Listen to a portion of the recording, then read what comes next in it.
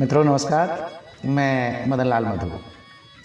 वरिष्ठ साहित्यकार कमल कपूर जी का सद्य प्रकाशित कहानी संग्रह उम्र की बिसरी गली, जिस पर डॉक्टर राधेश्याम भारती जी ने अपने विचार व्यक्त किए हैं, मैं उन विचारों को आपके समक्ष रखना चाहता हूं, जो इस प्रकार हैं। अतीत से अर्जित अनुभव वर्तमान की धाती होने का बोध करवाता कहानी संग्रह उम्र की बिसरी गली। उपन्यास, कहानी, लघु कथा, कविता, बाल गीत आदि साहित्य की अनेक विधाओं में अपनी लेखनी से सशक्त उपस्थिति दर्ज करवाने वाली हरियाणा साहित्य अकादमी पंचकुला की ओर से श्रेष्ठ महिला रचनाकार का खिताब प्राप्त करने वाली, अनेक सम्मानों से सम्मानित, साहित्यिक साधना में रत कहानीकार कमल कपूर के सद्य प्रकाशित कहानी संग्रह उम्र की बिसरी गली की 15 कहानियां पढ़कर ऐसा एहसास होता है कि जब इंसान किसी मोड़ पर खड़ा होकर अपने अतीत की ओर झांकता है तो जीवन के कितने ही सुनहरे पल उसके वर्तमान को खुशियों से सराबोर कर देते हैं, उसे जीवन की ताकत देते हैं और आगे बढ़ने की प्रेरणा भी। इसके विपरीत न जाने कितने ही कटु अनुभव, सामाजिक विकृतियां, विवेकहीन हो लिए गए फैसले उन्हें फिर से न दोहराने की सीख देते हैं। सोचने को विवश करते हैं कि जिन कार्यों से किसी की खुशियों को ग्रहण लग जाए, किसी की भावनाओं को ठेस पहुंचे, उन्हें न दोहराना ही श्रेयस्कर है। इसके साथ साथ वे मानवीय प्रवृत्तियों, सामाजिक सरोकारों एवं समसामयिक यथार्थों को बड़े ही कलात्मक ढंग से पाठकों के समक्ष रखती हैं। इस संग्रह की कहानियों को पढ़ने पर यह तो कहा ही जा सकता है कि कमल कपूर के पास कहानी गढ़ने का अपना ही हुनर है। वे कहानी को ऐसे बुनती हैं कि उसके रेशे रेशे में कथा तत्व इतनी खूबसूरती से घुल मिल जाते हैं कि पाठक उनसे प्रभावित हुए बिना रह ही नहीं सकता। यही कारण है कि इनकी अनेक कृतियां सर्वश्रेष्ठ कृति सम्मान से सम्मानित हुई और साथ ही अनुदित भी। विकास की कितनी ही इबारत लिखी जाए, पर बाल मन सदैव एक सा रहता है। वहीं गुड्डा गुड़िया जान से प्यारे लगने लगते हैं। फ्लैशबैक में चली कहानी उम्र की बिसरी गली उसी बाल मनोविज्ञान को लेकर रची गई है। यह कहानी उस समय चरम को छूने लगती है जब माँ अर्थाभाव के कारण अपनी बेटी के जन्मदिन पर उसकी मनचाही गुड़िया भेंट कर पाने में विवश है। पर उसी वक्त मन खुद के बचपन में पहुंच जाता है और याद करता है कि उसने भी तो बचपन में पैसे के अभाव में एक दुकान से गुड़िया चुरा ली थी। यही सोच कहानी को नया मोड़ देती है कि मैं अपनी बेटी को कोई ऐसा कदम न उठाने दूंगी। वह किसी भी तरीके से पैसों का बंदोबस्त कर अपनी बेटी की इच्छाओं को पूरा करती है, उसके जन्मदिन को खुशियों से भर देती है। सकारात्मक सोच की कहानी सोचने पर विवश करती है कि दूसरों को खुशी देने पर स्वयं भी खुशी का एहसास होता है। कमल कपूर द्वारा रचित कहानियों में जो बात विशेष रूप से प्रभावित करती है वो है उनकी कहानियों में प्रकृति के विविध रूपों का सजीव चित्रण। प्रतीकात्मक रूप में लिखी कहानी उसके हिस्से की धूप में कथ्य प्रकृति से प्रभावित पेंटिंग की दुनिया में डूबे पात्र के पक्ष में रचा गया है। कहानी में पिता युवा बेटे की इच्छाओं का गला घोंट उसे इंजीनियर बनाने पर तुला है, जबकि बेटा चित्रकार बनना चाहता है। कहानी बड़े ही उतार चढ़ाव के साथ आगे बढ़ती है। कहानी के दो दृश्य उसके उद्देश्य को स्पष्ट कर देते हैं। पहला, युवा की इच्छा पूरी न होने से पूर्व का चित्रण। एक फूलदार घने पेड़ की छांव में खड़ा एक अध खुला पौधा जिसकी दुबली सी टहनी से 2 नव पल्लव झर रहे थे। कांपते हाथों ने शीर्षक दिया, झरते आंसू। दूसरा, जब युवा मन की कामना पूरी हुई, गुलमोहर के अबीरी फूलों और चटक खरी पत्तियों से छनकर धूप का एक नन्हा सा टुकड़ा युवा आर्यन की गोद में आ गिरा। यह कहानी जहां पिता की जिम्मेदारी से परिचित करवाती है, वहीं युवा मन की उड़ान को पाठकों के समक्ष रखती है। इन कहानियों में लेखिका पात्रों का चरित्र चित्रण इस कदर करती हैं कि वे पाठक के समक्ष अभिनय से करते प्रतीत होते हैं। वैसे भी लेखिका ने यह कहानी संग्रह अपनी गुरु दीदी माँ चित्रा मुद्गल को समर्पित किया है। उन द्वारा प्रदत्त गुरु मंत्र पर काया प्रवेश का अनुपालन वे बखूबी करती हैं। कहानी बिल्लो की बिटिया का कथ्य द्वापर युग से प्रेरित है, जिसमें श्री कृष्ण के व्यक्तित्व निर्माण में देवकी और यशोदा दोनों का योगदान है। वैसे ही आधुनिक काल में भी समय अपने आप को दोहरा रहा है। कहानी की मुख्य पात्र श्वेता, जो अपनी मां के वात्सल्य से वंचित हो गई और बाद में मौसी के परिवेश में रह कामयाबी की सीढ़ियां चढ़ती चली गई, वह सीख देने वाली है। रिश्तों की क्या अहमियत होती है, यह कहानी गहरे से इसका बोध करवाती है।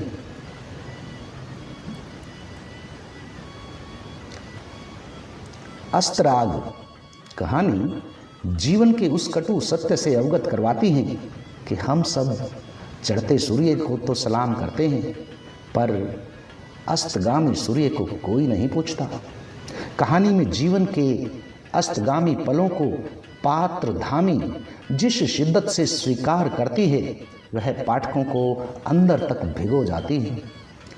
कहानी का एक अंश देखिए। धानी जिंदगी के आखिरी मोड़ पर खड़ी थी। दिवाकर जी जब वह मुंबई आई थी, उसने समंदर नहीं देखा था। वह समुद्र के पानी को छूना चाहती थी, उसमें जी भरकर नहाना चाहती थी। उसकी इस आखिरी इच्छा को पूरा करने के लिए ही हम मुंबई आए थे। यह ऐसी लड़की की कहानी है जो अपने जीवन के बचे पलों को इस तरह जीती है कि दूसरों को सीख दे जाए कि जब तक जीवन है उसे जी भर कर जियो। वह जाते जाते अपने नेत्रों को दान कर जाती है। ऐसी लड़की से कोई रिश्ता न होते हुए भी आत्मीय रिश्ता जुड़ जाता है। लड़की की यही जिजीविषा पाठकों की संवेदना को झकझोर डालती है। किशोर अवस्था में निर्णय दिमाग से नहीं बल्कि दिल से लिए जाते हैं, और दिल से लिए गए फैसले अक्सर धोखा दे जाते हैं। इस उम्र में किशोर हर किसी की बात पर सहज ही विश्वास कर लेते हैं, सपनों की रंगीन दुनिया में उड़ने लगते हैं। और सबसे खास बात, जब दिमाग काम करने लगता है तब तक देर हो चुकी होती है। ऐसे ही कथ्य को लेकर रची कहानी खंडित ख्वाब में पात्र अनु अपनी मां की बात को अनसुना कर उसके विरुद्ध जाकर अपनी मर्जी से विवाह रचाती है, पर ससुराल पहुंच उस घर की सच्चाई जान पछतावे के सिवा कुछ हाथ नहीं आता। एक ऐसी ही कहानी है अम्मा मैं बिटिया तेरी। इसमें भी मुख्य पात्र अपने विधर्मी प्रेमी के लिए घर वालों से बगावत कर जाती है। उस पर दूसरे पात्र द्वारा कहे गए ये शब्द जादू सा असर करते हैं कि हमें अपने धर्म और अपनी जाति में विवाह करना चाहिए, अन्यथा घर से भागी हुई लड़की को उल्टा ही समझा जाता है। इस कहानी में भाषा का लालित्य देखिए। मैं मुग्ध दृष्टि से सौंदर्य के उस व्याकरण को अपलक निहार रही थी। गुलाब की पंखुड़ियों से उसके गुलाबी ओंठों के ऊपर उसकी सुगढ़ नुकीली नाक में हीरे की कनी चमक रही थी। कुछ यूं जो आधे कटे चंद्रमा के साथ नन्ही सी तारिका सजी बैठी हो। प्रेम रस की चाशनी में डूबी कहानी अपरिचित अलग ही रस की अनुभूति करवाती है। पहला, प्रेम दिल और दिमाग में सदा बसा रहता है।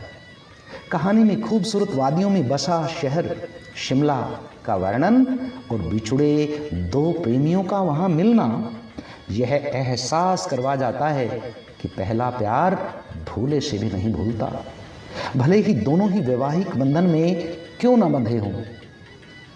इन कहानियों को पढ़ते हुए कहीं से भी अधूरापन नजर नहीं आता, इसलिए इन कहानियों में रोचकता एवं पठनीयता बनी रहती है।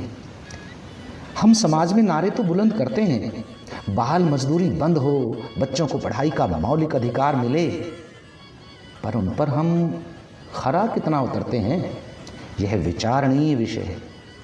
कहानी अनमोल में पात्र अविनाश ऐसे ही एक अनाथ बाल मजदूरी करते बच्चे को गोद लेता है, उसे शिक्षित करता है, उसके जीवन में खुशियों के रंग भरता है।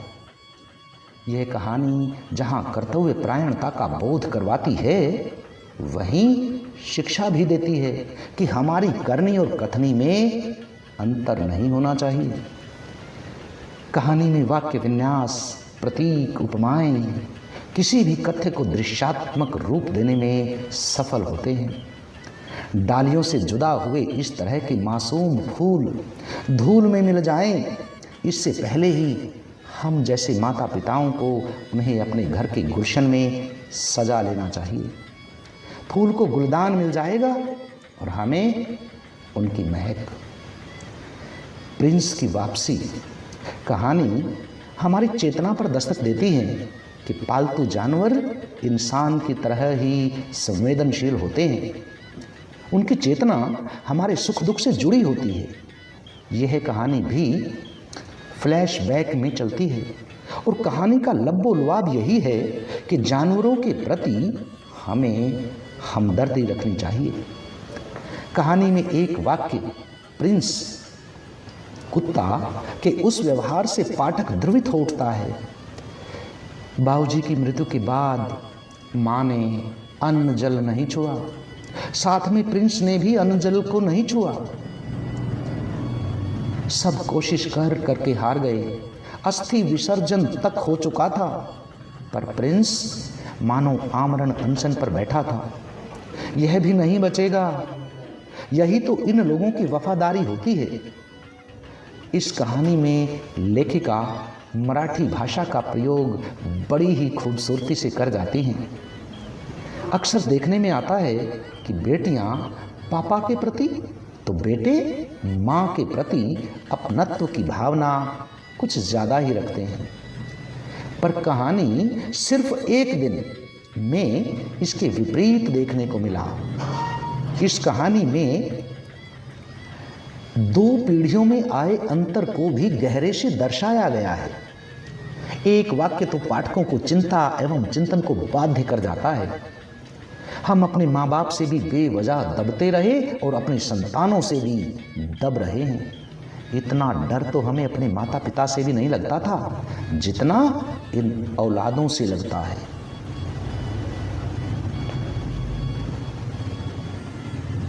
इन कहानियों में उपमाएं, प्रतीक, बिंबों से सजी भाषा का ऐसा शिल्प पाठकों को अपने साथ बहा कर ले जाता है, दिलो दिमाग पर असर करता है और लंबे समय तक याद रखने को बाध्य भी। एक वानगी देखिए, वह सिंदूरी सांझ भूले से भी भुलाई जा सकती है क्या? कभी जब पल पल रंग बदलती और उठती गिरती सागर की मस्त लहरों के तिलिस्म में खोया टहल रहा था मैं, कि तभी जल तरंग सी खनकती एक जादुई हंसी ने अचानक मुड़कर देखा तो मंत्र मुग्ध सा देखता रह गया। परियों से खूबसूरत और सुबह की शबनम सी निर्मल एक किशोरी समंदर के पानी से छेड़खानी करती हुई।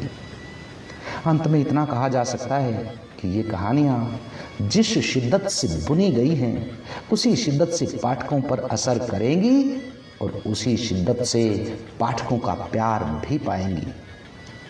लेखिका वरिष्ठ कथाकार कमल कपूर को बहुत बहुत बधाई कि दूसरी कृतियों की तरह उनकी यह कृति भी साहित्य जगत में ऊंचा मुकाम हासिल करे। आप सभी साथियों का बहुत बहुत आभार। यह पुस्तक अयन प्रकाशन से प्रकाशित हुई है और उम्र की बिसरी गली, जिसके ये विचार राधेश्याम भारती जी ने रखे। आप सभी दोस्तों का पुनः बहुत बहुत आभार। नमस्कार।